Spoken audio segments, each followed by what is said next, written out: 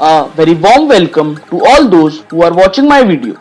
My name is Karthik Khanna and my roll number is 20EX20017.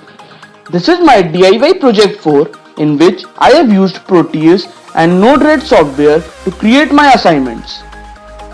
So this is the DIY project 4 part 1 in which I have used open loop DC motor in Proteus using Arduino.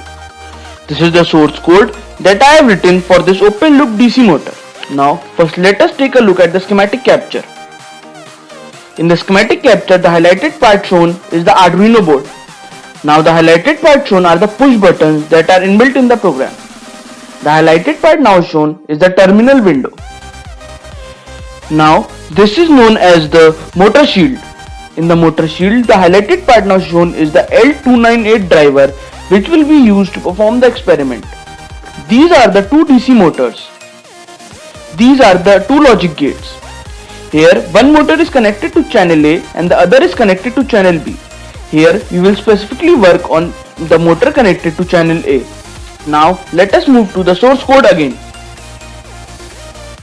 As we know, the speed is directly proportional to average voltage, which is directly proportional to PWM. Now this is the formula to calculate the speed in RPM.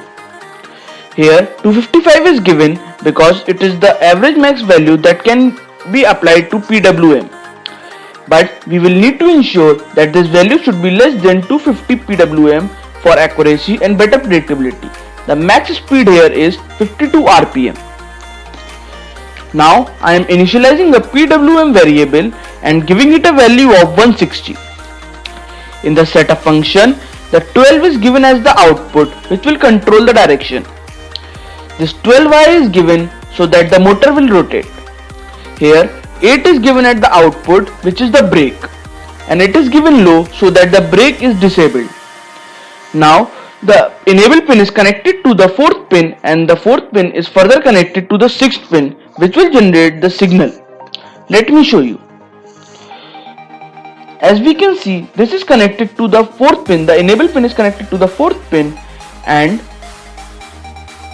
this 4th pin is further connected to the 6th pin here, which will show our output. Now let us go to the source code again. In loop, we have given a function named analog write which will generate the PWM signal. Here in analog write, the 6 denotes the pin number where the output will be displayed and PWM is the variable whose value is to be given. Here we have given the value as 160. Now let us move to the schematic capture and run the code. Now let me run the code for the PWM value 160. I have run the code now. As you can see, the speed of the motor is steadily increasing and the motor is rotating in the clockwise direction. Let's wait till the value stabilizes.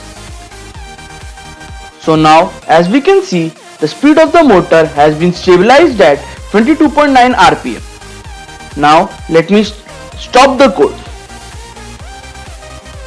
Now I will halve the value of PWM and check whether the speed also becomes half or not. So now I am reducing the value of PWM from 160 to 80, that is half of 160. Now I have reduced the value of PWM to 80 and now I will run the code once again.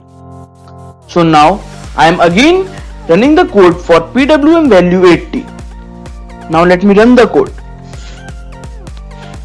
Now as you can see, the speed of the motor is increasing steadily again and the motor is rotating in the clockwise direction. Let's wait till this value stabilizes. So at PWM 80, the speed has been stabilized at 6.01 RPM, but it should have been stabilized at the half of 22.9, that is 11.45 RPM. But due to some internal parameters, the required speed is not generated, and that is why we don't prefer open loop DC motor. So this is the DIY project 4 part 2 which is created in Node-RED. Now as you can see, I have created 3 options here. The first is water level controller, gas pressure controller and humidity. Now let us look at the properties of each of the following. So this is present in the group of water level. It is given the name of water level controller. Its minimum value is 0 and maximum value is 150. Its output will be continuous while sliding. Now let us look at its chart. So this is the gauge type graph. Its name is given water level. Its unit is centimeter and the range is 0 to 150, in which 3 sectors are divided. The first sector is 0 to 50, which is of green color. The second sector is 50 to 100, which is of yellow color, and the third sector is 100 to 150, which is of red color. Now let us look at the second option. This is present in the gas pressure tab. Its name is gas pressure controller. Its minimum value is 0 and maximum value is 50. Its output will be continuous while sliding. Now let us look at its graph.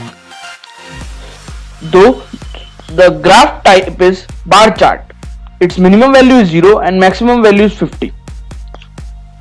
Now let us look at the third one, the humidity. Humidity is present in humidity tab. Its label is humidity in percent, minimum value 0, maximum value 100, and its output will be continuous while sliding. Now let us look at its chart. So its chart type is gauge. It is given the name of humidity level. It is having a range of 0 to 100%. It is also divided into 3 sectors. For 0 to 30 it is white, for 30 to 60 it is light blue, and for 60 to 100 it is dark blue. Now let us deploy this. So it has been successfully deployed. Now going to the Node-RED user interface. So this is the user interface of Node-RED. Now let us look at the 3 tabs which we have created. So the first tab is water level. In the water level tab, water level controller is present. On sliding this, the value of this gauge will change. So the first sector was 0 to 50, which had the color of green color. So on moving till 50 it will show green, and as we surpass 50 the value will change to yellow. And the second sector was 50 to 100, so the value will be yellow till 100. Now as we surpass 100 the value will become red.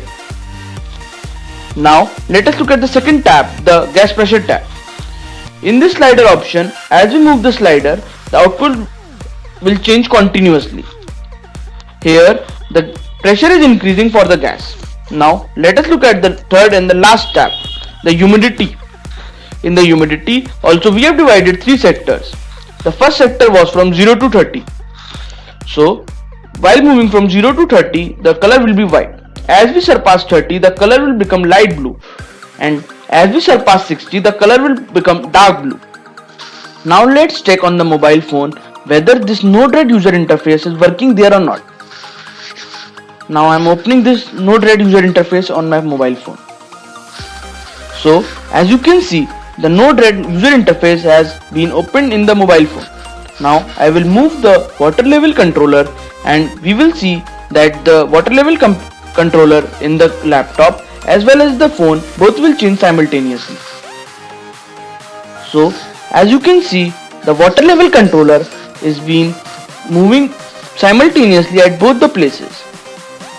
Thanks for watching the video. Do like, share, comment and press the bell icon to subscribe the channel.